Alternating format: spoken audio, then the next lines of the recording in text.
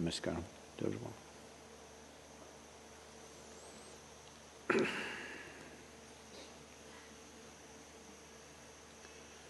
Today is referred to as Thaipusam in the Tamil culture, which is considered to be the most effervescent of the various spiritual events that this culture is full of. Literally, every day of the 365 days are marked for different aspects of life. But this day, which is the first Purnami or the full moon day, post-solstice, after Sankaranti, the first full moon day is called as Thaipusam. Largely in the country, in the larger part of the country, it is known as the Dhanya Purnami. Dhanya means it is a full moon of fulfillment. In many ways, because of the nature of what happens on this planet in relationship with the sun, this is considered to be the most generous full moon of the year. When I say generous, one who knows how to get the best out of life, one who is seeing how to make this life in the best possible way. One will attain to maximum amount of, or one will reap maximum harvest at this time. So it's called as Dhanya Purnami, the full moon of fulfillment. The moon has already come up in a glorious way. There are many things connected with this. This is considered also in southern India largely. For ages, people always saw this as a day to develop instruments of victory, that which brings you victory, success in material world, in the emotional world and in the spiritual world. This is the day when one horns their instruments which will bring success or victory in these different dimensions. The legend goes out to say that it is on this day that Parvati gave the veil or the spear to Iskandar, who is known as Muruga in the south. He is Skanda, he is Kumara, he is Subramanya and he is Muruga. Different geographies called him differently, but started as Skanda. So with this instrument or with this weapon of a spear, he got the fame of being the greatest warrior ever. Fought across the subcontinent. It is said he went beyond the present borders of what we call as Bharat, because his name reverberated in the Persian culture as Iskandar. Went further north up into Central Asia and become Iskandar. And even today the word slightly mispronounced is used as Sikandar, somebody who is victorious over everybody, who becomes an emperor of all the rulers, but never held a kingdom. He only fought battles because he was committed to annihilating injustice. The boy was angry And when somebody of immense capabilities and hugely blessed becomes angry,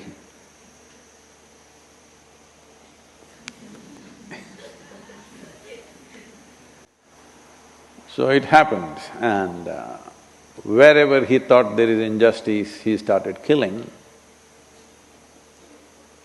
Well, literally his adolescence and youth, as a youth, he largely killed people. We don't know how many, but across the subcontinent he did, and he also went slightly out. Then he realized what is justice and what is injustice is not always an absolute. It's a question of perspective most of the time. Then he realized that somewhere deep inside, the fury of who he was is seeking revenge in the form of justice. When you go after somebody thinking you will serve justice, they will only experience it as revenge. So I'm not trying to say there is no justice at all, but there isn't.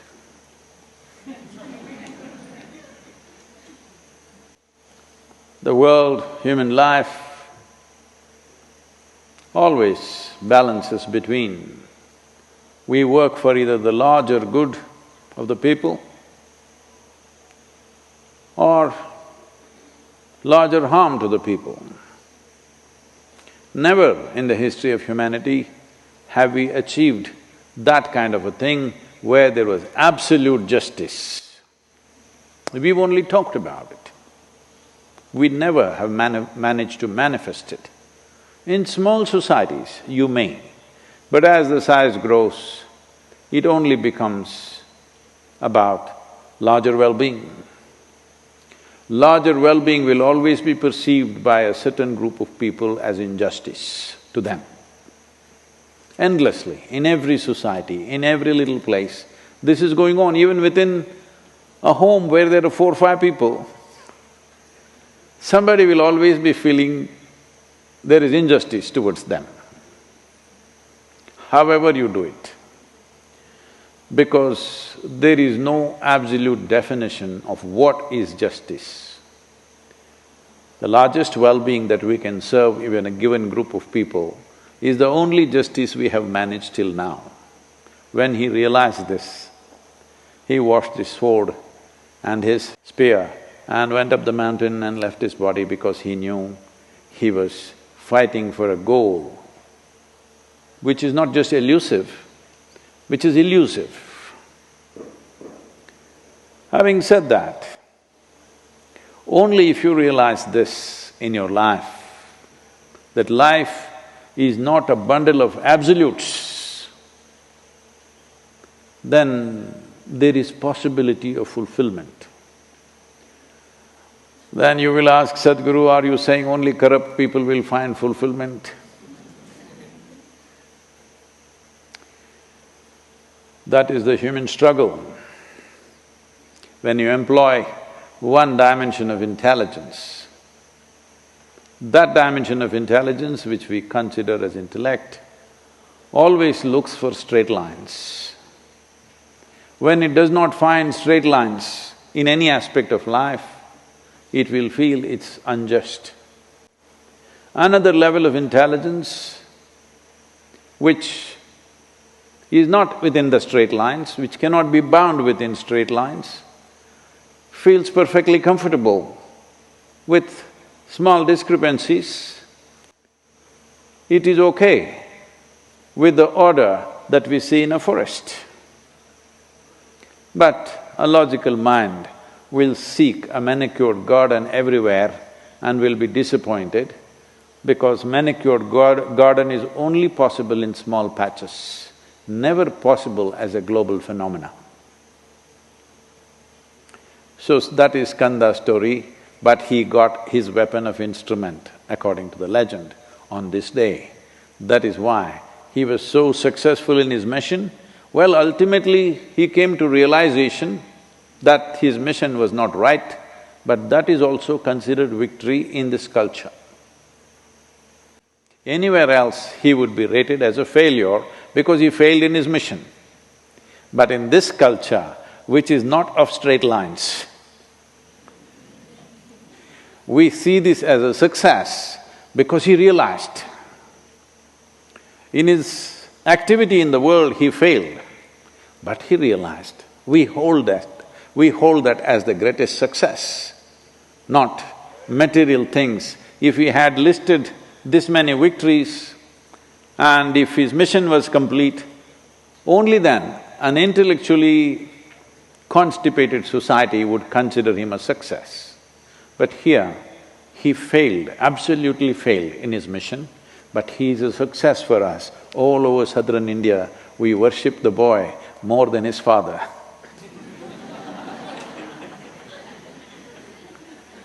Today, everybody is at the Muruga temple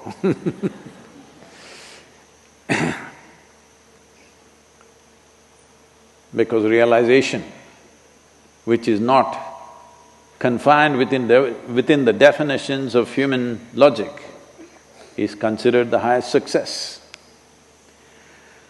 On this day, 24 years ago, one among us, one of us,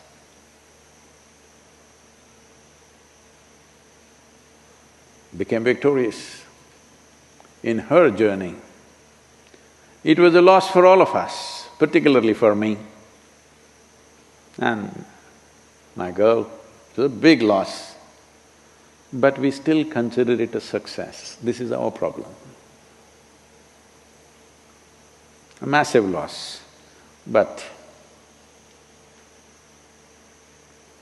because it was a success for that life, any life for that matter. A life doesn't belong to anybody. As body, we may say this is parented by these people, this is married to this person or that person, or born to this person or that person, or fathered or mothered this person or that person. But as a life, we don't belong to anybody. As a body, we belong to somebody maybe, but as a life, we don't belong to anybody.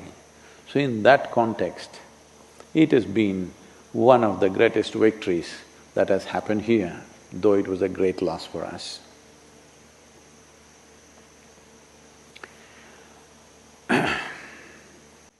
This is a day which is considered as the best day to start one's pilgrimage. Pilgrimage always meant a journey in which you'll obliterate yourself. Once again, our idea of victory is we are obliterated. Our idea of victory is not piling up people and sitting on top of their heads. Our idea of victory is to obliterate ourselves, to dissolve ourselves, because this is a land of devotion. The object of devotion is only dissolution. We may use another object as a means to dissolve, but the fundamental objective is to dissolve. Well, does it mean to say this is a culture committed to failure? No. Because within the framework of one's intellect, if one sits there, one sits here, one sits here, you would think, he is low, this is medium, this is high. But we always understood in this culture, the planet is round and it's spinning. Your ideas of what is low, what is medium, what is high, you're totally messed up in your head. You don't have a larger perspective of life. You're counting the steps that you climb because you're horribly identified with a little bit of earth that you gathered in the form of your flesh and bone. Because of that, your perspective is all messed up. This is a day where people start a pilgrimage, particularly in Tamil Nadu. Because pilgrimage means we have started the process to dissolve ourselves, wear ourselves down in every possible way. People walk hundreds of miles. There is still a vibrant culture of pilgrimage here, that people walk hundreds of miles to get generally to the Murugan temple in Tamil Nadu, but various kinds happening across southern India. Because according to the position of the planet, we have recognized whatever we do within ourselves for our inner well-being finds results much more easily during this time. As I said, this is a generous or a benevolent time during the 12 or 13-month cycle. I say 12 or 13 because there is a solar cycle and there is a lunar cycle. Solar cycle generally works for us with a 12 as a basic calculation. It can be further divided, but 12 works for us. As lunar cycle, it is 13. Whichever culture went against everything that's feminine, labeled 13 as a bad luck number. They're calling you all bad luck. Yes. Generally, unfortunately, women were considered inauspicious, not allowed to read the sacred book, not allowed to do any sacrament. But this is a culture where we worship the woman. And here there are women who are completely bossing the temple. It's their temple, men cannot enter. They can, but they can't go into the sanctum. Because this whole idea of what is superior, what is inferior comes because you're applying one dimension of your intelligence to everything. See, it is like this. You just have a foot scale. This is your only measure. So now, what is big, what is small? With this, okay, this one is 5 feet tall, that one is 6 feet tall, so that is a big man, this is a small woman, this is this, this is that. But now we got some other quantity. Let's say we got a liter of milk. You went there and with a foot scale, we spilled the milk. Now you measured nicely and said, this is 10 meters of milk. The 10 meter of milk can be stretched to 100 meters if we want. So there are different dimensions to life. For everything you have one measuring scale. Because of that, something becomes inferior, something becomes superior, something sacred, something filthy. Now, here, either everything is sacred, this is one way, or everything is filthy, that is also another way. If you do the filthy way, you can't be in the social sphere of life. So better see everything as sacred. This is why we, go see Devi, this only. Whatever temple you go, this only. If you see human beings, this only. If you see a cow, this only. An elephant, this only. Rock, this only. A tree, this only. Because we are not looking at life from the limitations of our intellect, which unfortunately today has become the only window that we open through our education systems. So Devi is a tremendous opportunity. She is made in such a way, she's wonky. She drives you crazy for no reason. You step inside not knowing why, tears will flow, you're quite fine. Nothing wrong with you. Well, if life did not overwhelm you and bring even a drop of tear in your eyes, there is something seriously wrong with you better know that. Yes. If life doesn't overwhelm you, why the hell are you here? Oh, maybe you want to go to heaven and then be overwhelmed. All the best.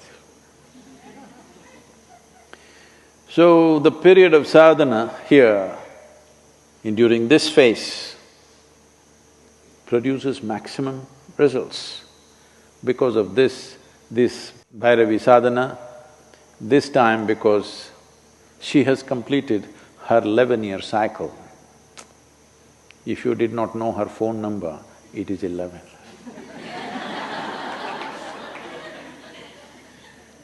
So because of this, there are many aspects, because solar cycle is 12 years. What is beyond 12 belongs to Shiva. What is below 12 belongs to Devi. Oh, Shiva's got more numbers? No, that's not how it is. No, because there are some feminists. I want you to understand, this is ultimate feminism. This is ultimate feminism, where a woman and all the processes of her body are worshipped, not seen as high and low. So why 11 is? Probably this is not yet well established in the modern sciences, but in the yogic science, the material dimensions of the world, the material dimensions of creation are in 11 dimensions. Everything that's material is 11. If it moves to the 12th dimension, it starts dissolving into becoming non-material or non-physical in nature. So what is beyond 12 is Shiva's realm. Shiva means that which is not. So beyond 12, it is no more physical, it is that which is not. What is below 12 is 11, so this is that which is. So Devi is consecrated in a way that everything that we do with her is 11. You see, even her Trishulam is at 11 o'clock. We are located at 11 degrees latitude. All these things have fallen well together. The way space and time is conceptualized in the form of material manifestation of creation, even in modern science, is moving towards… theoretical physics is moving towards clearly saying there are 11 brains or 11 membranes or 11 universes or trans-universes. Beyond that is non-physical dimensions. Still there is existence, but not particular in nature, not material in nature. The deepest trench that you find in the oceans of this world is 11 kilometers, because the design of what happens in the creation is based on certain fundamentals.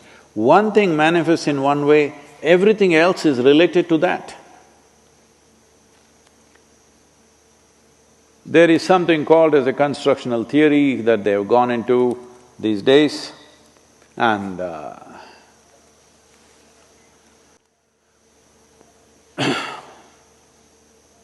they are clearly saying the design of an atom and the design of the cosmos are same.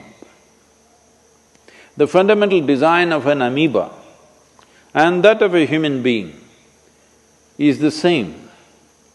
Only the complexity and sophistication has multiplied many-fold over, so it looks so different, but fundamentally it is the same thing.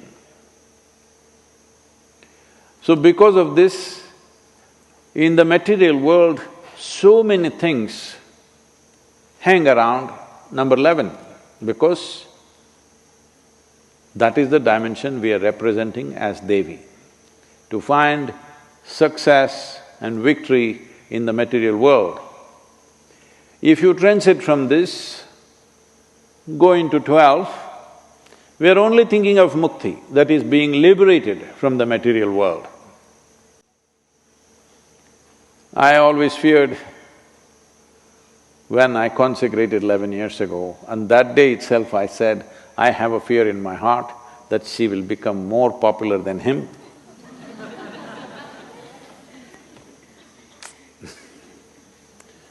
It is happening already.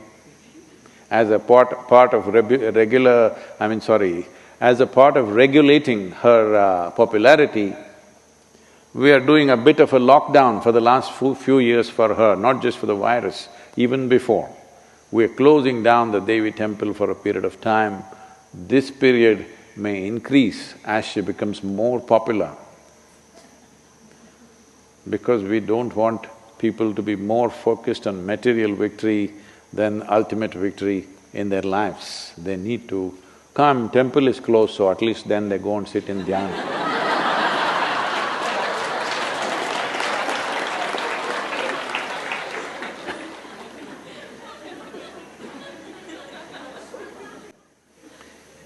This is the land, this is a culture which has prospered and has been the greatest success for the longest period of time in the history of humanity,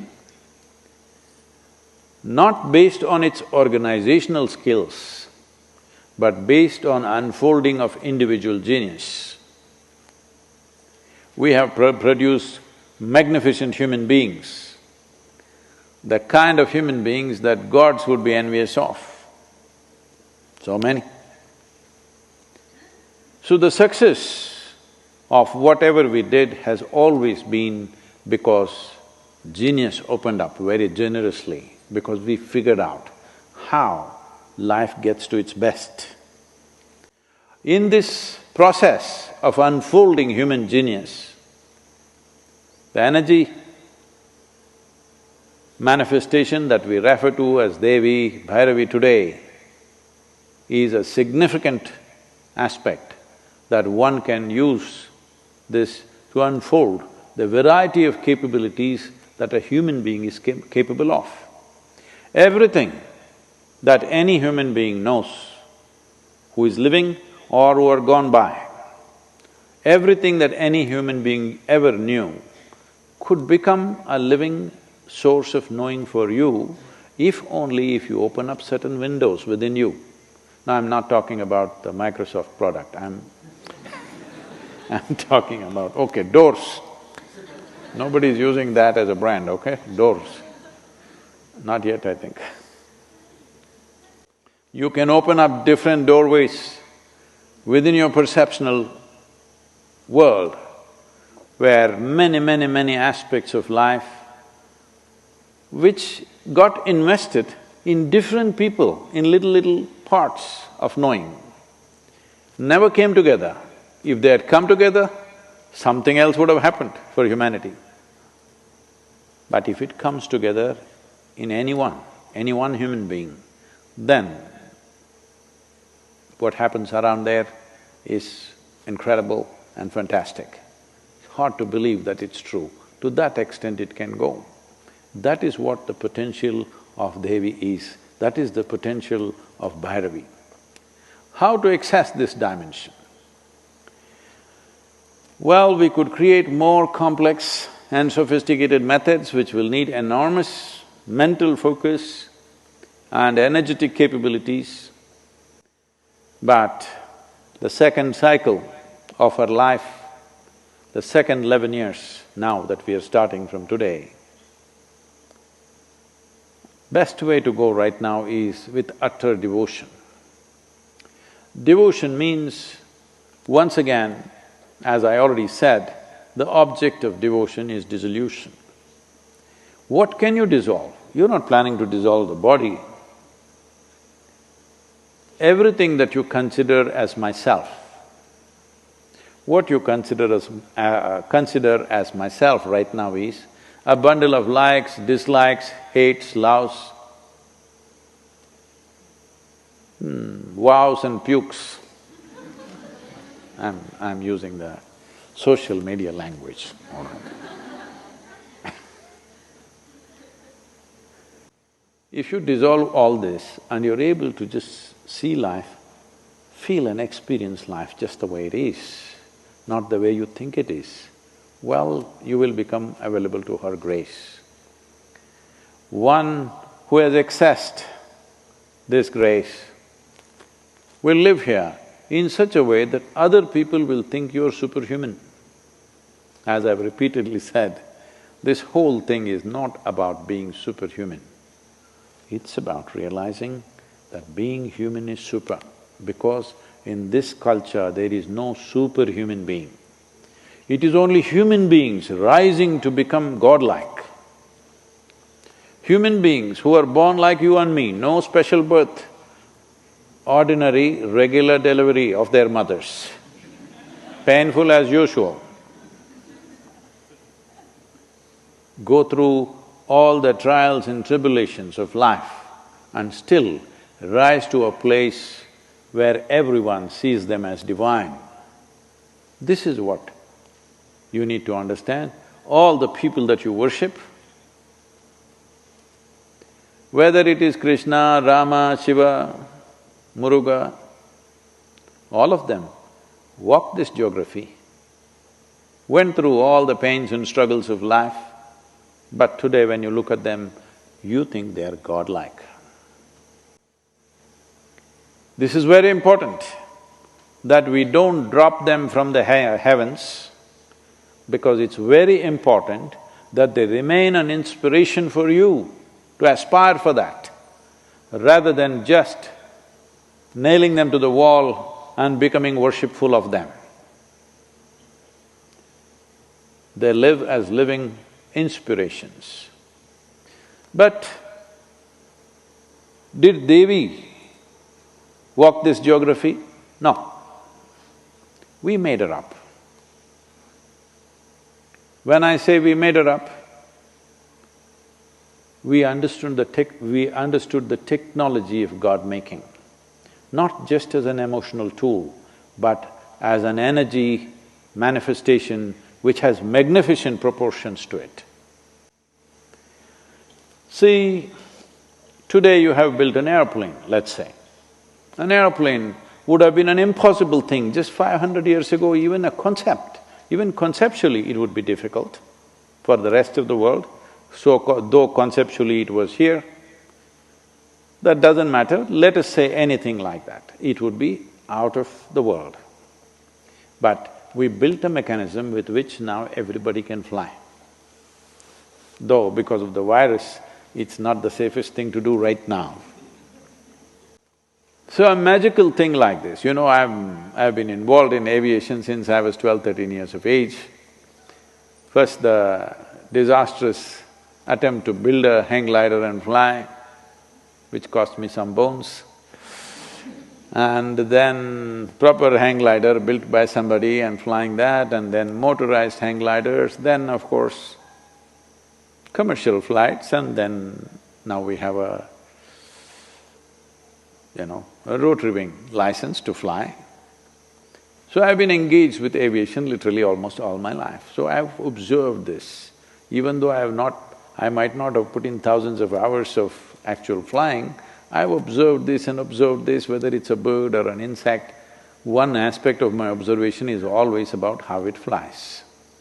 It always fascinated me, how is the damn thing flying, because I couldn't.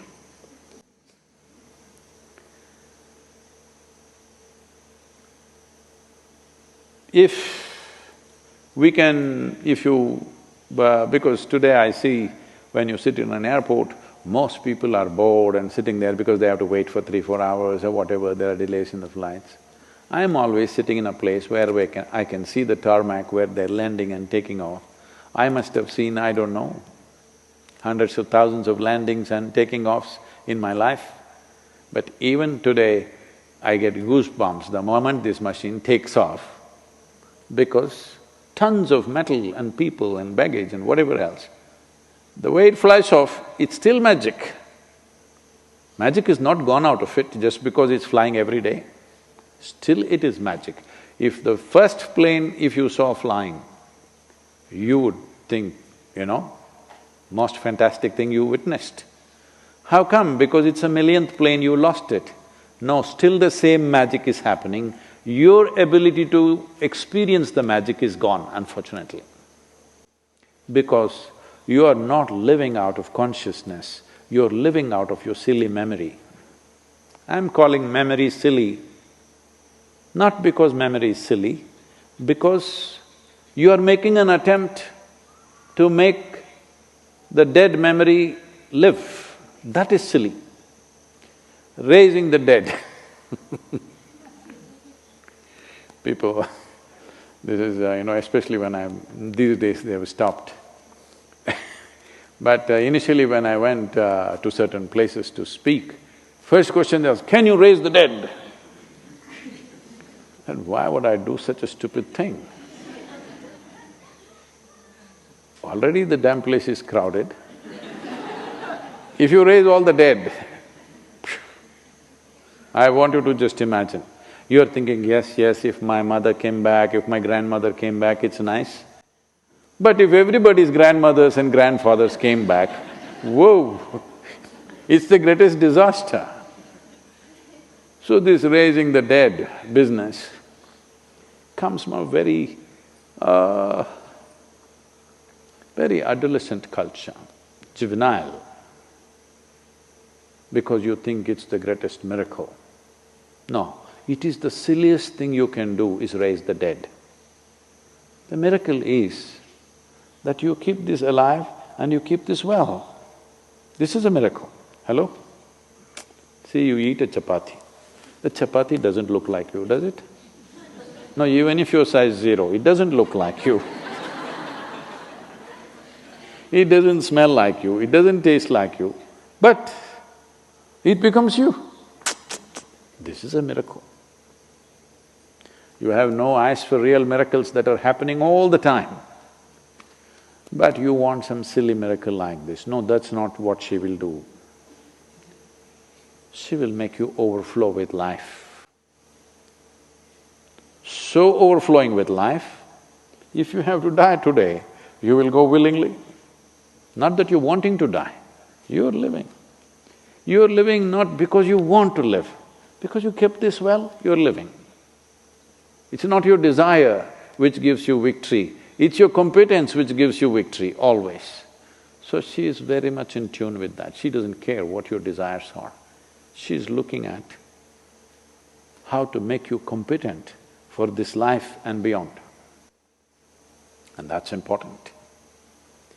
If you have no competence, you have desire, all you will get is frustration halfway down the life. This is what they call as midlife crisis, because they have desires, no competence. They have desire to live joyfully, full of love. Midlife crisis is usually not only with the profession, usually it involves the family, relationships, all this. So I'm saying they want to be super successful by the time they're 35. They want to be in a great state of love and romance. None of those things are happening. They're in a midlife crisis simply because they're not competent either to love. With the attitudes they have, who can love them? Poor dog is the only one competent. Somehow he's made like that because, God and dog are so closely connected.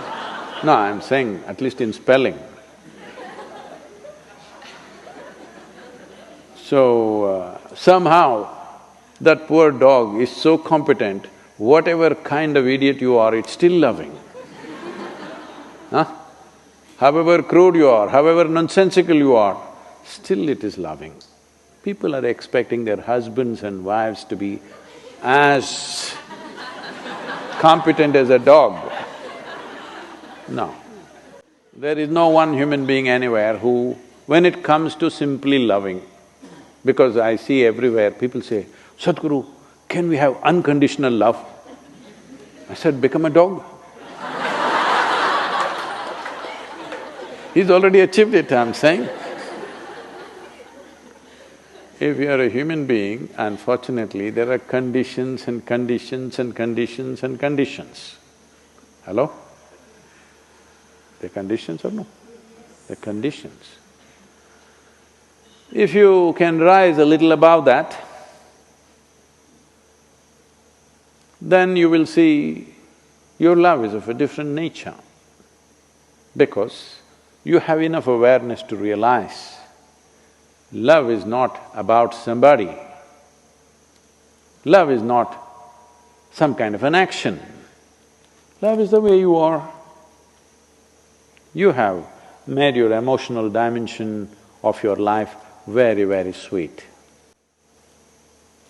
If you look at a man, you're loving. If you look at a woman, you're loving. If you look at this pole, you're loving. Even this fat guy, where is he? Him also you're loving, and even the cobra you're loving. If you close your eyes, you're just overflowing with love. You understand human experience comes from within. In that sense, devotion is a powerful tool that you dissolve all this. What you think is me, what you think is your persona or your personality is essentially a bundle of likes, dislikes, prejudices, loves and hates, vows and pukes. No, I don't want to, because we are online, there are people who live there. I'm talking I'm trying to bring them down so that they can meet Devi here in reality.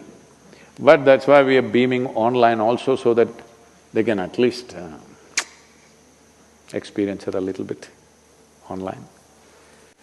We'll leave it there. If there are any questions, please. I heard there are lots of questions. Sadhguru, you are talking about liberating Hindu temples from the clutches of the government. If that happens, I understand management can be done by anybody. But who should actually be in touch with the deity? Will it again go back to the Brahmins? Sadhguru, is this the only way to run a temple? Okay. I am not talking about it. I'm just trying to translate what is written in the Constitution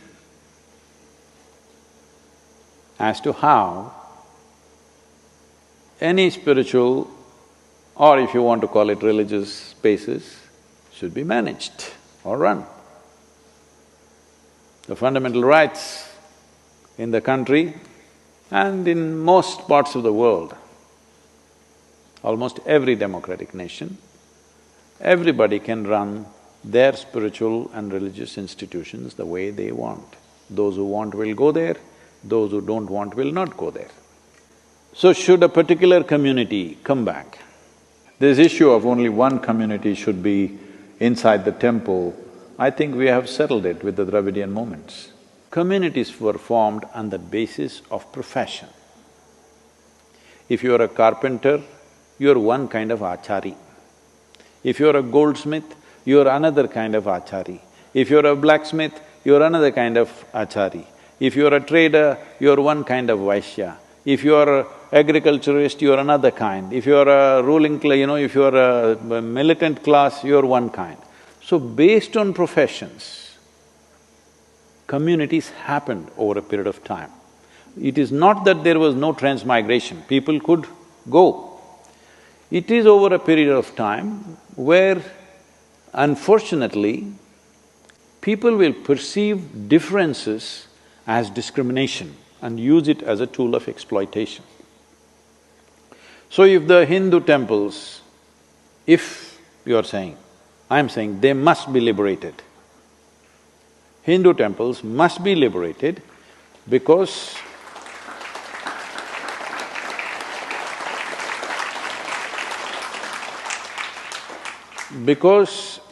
one important aspect of this is, it never belonged to a particular religion, it belonged to a particular trait.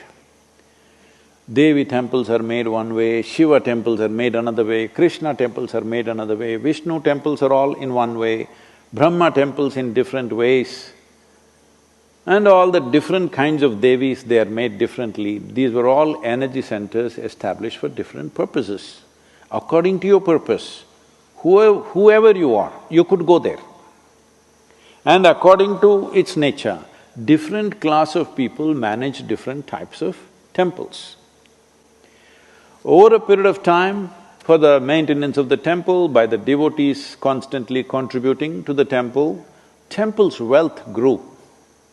As the wealth grew, slowly certain communities tried to kind of dominate that, because there was so much money and so much wealth, so naturally certain people dominated that. Well, in the British era, you must understand this, the Hindu temples were not taken over by the British Empire. It was taken over by a corporate called East India Company. A business took over the temples. Why you think the business was interested in your religion? No, because they saw there was so much wealth, they decided they must take it. In 1840, because these temples were managed by the English people, resistance rose in the Christian community, both back home for them and also here, that Christian men are managing pagan temples and we cannot condone that. So they decided to hand it back. By then they had shaved off all the jewelry, this, that. They couldn't take the land to England, so they took only what could be moved. Some temples escaped this, most temples lost their gold and diamond and everything that they had in huge quantities because people went on contributing. Only when some emergency like a famine or something came, it was for the temple to decide how much it should spend on those situations. Anyway, that's a history thing.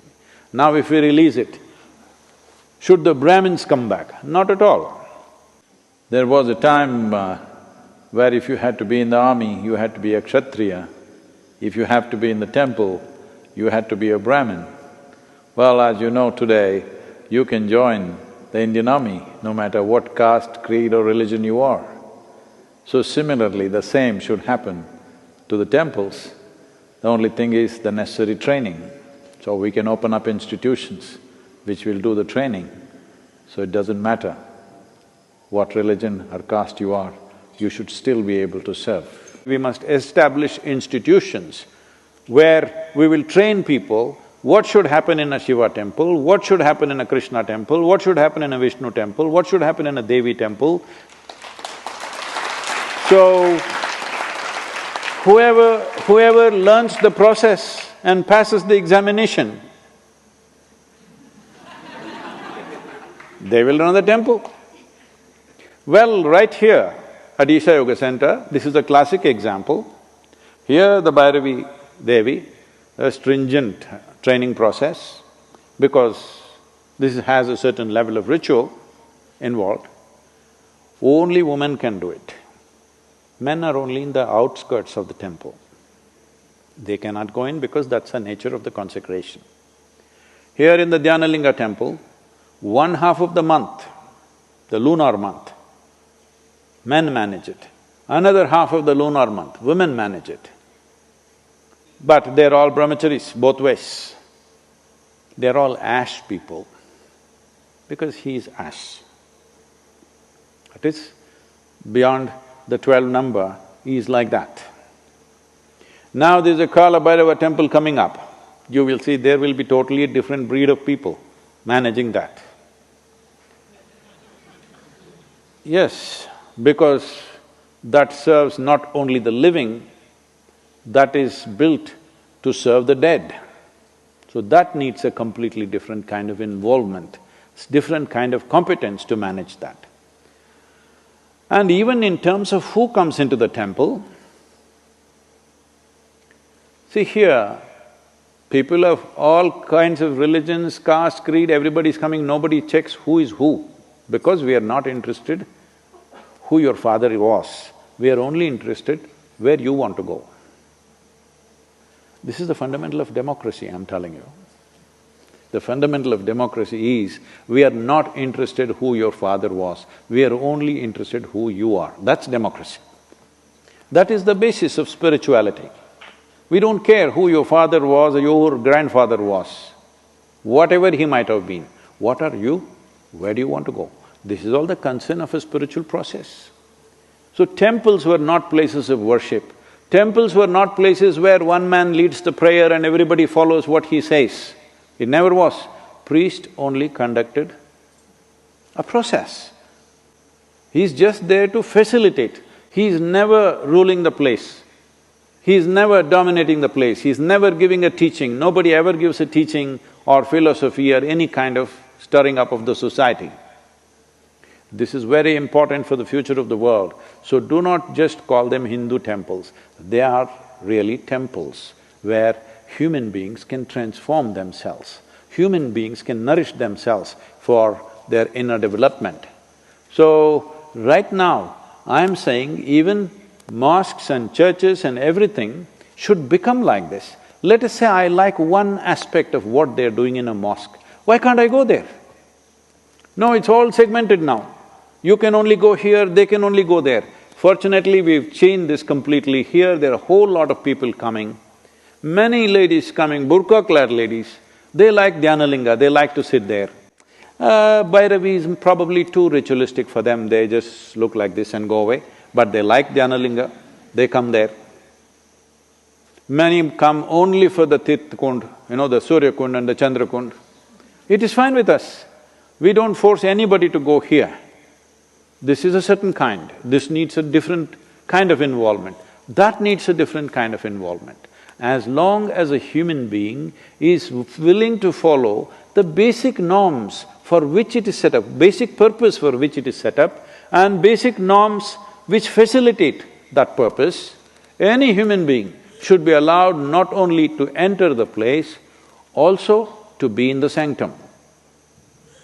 If somebody who is born as a whatever nonsense, high class, high caste, low caste, Hindu, Muslim, Christian, Jew, Sikh, whatever, if they are drawn to a certain aspect and if they are willing to go through the necessary preparatory steps, today it can be established as an institution. You must understand, what was institutions has all been painted negatively as some kind of caste system. Now, institutions which trained blacksmiths have become blacksmith caste. It's an institution. Unfortunately, somehow the goldsmith people started propagating that goldsmiths are superior to blacksmiths. Though you cannot live without a blacksmith in a society, you can very well live without a goldsmith. Yes. So this superiority, inferiority business is something that's happened later on. The temple never had that. See, temple means it is trying to make a certain dimension of life which is crossing the boundaries of one's physical nature, available to people, available for people to experience that dimension. If you cross the boundaries of physicality, you have crossed all boundaries and divisions that you have created in the world in the name of caste, creed, gender, nonsense, all kinds of nonsense. See, all these things have happened in many temples, they don't allow foreigners. See, there was a time where in India there were boards, Indians and dogs are not allowed into this place. So in reaction, you put it up in your temple, foreigners not allowed. This was your little reaction. And also it was true, people came in just to desecrate the temple. They come and… there are any number of incidents where they come inside and they want to spit in the temple, any number of incidents where intentionally they want to urinate in the temple. Those were the times of occupation. That is gone. Today, if somebody who is not born in India wants to come into the temple, they're coming in because they genuinely want to come, not to desecrate it, not to dishonor it. They're really coming because they want to experience it. So, nationality, gender, caste, creed, nothing matters because this is a dimension. Temple is a dimension where you transact with that which is beyond your physical nature. This is open to every human being, not only for management, not only for use, also to be in touch with the sanctum sanctorium. It is open to everybody. I would like to see that there used to be… there were mass here who are African in origin. Now there are people from all over, some from United States, some from India. I would like to see every kind, maybe Chinese, Japanese, this, that, works, everything. It's important. This is important not just for the temple, this is important for humanity that without discrimination, everybody can aspire to grow. Everybody can aspire to touch dimensions beyond the limitations of who we are right now. This is the reason why I'm asking for liberating the temple for government clutches, because they're still hanging on to a nasty part of the history which was there. It's time to eradicate that and build a grand future.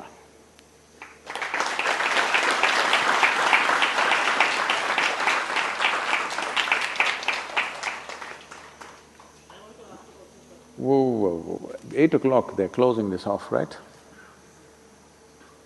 Yes. Can I ask you a question, sir?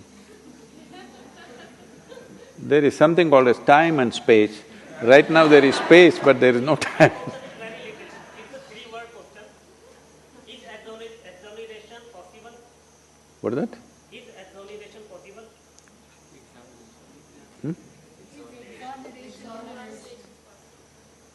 Exoneration of what? If we have committed a sin deliberately, can we get rid of the consequences of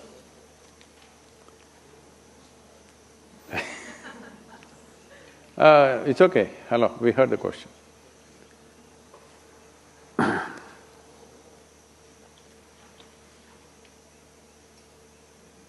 It looks like you didn't hear the first part of the talk at all. This is a land of karma, not of sin and virtue. You can do whatever you want with your life, as long as you are willing to face the consequence joyfully. You do things, when consequences come, you will cry. That's not okay. Do whatever the hell you want. But when the consequence comes, you must be able to bear it joyfully. Then you're exonerated.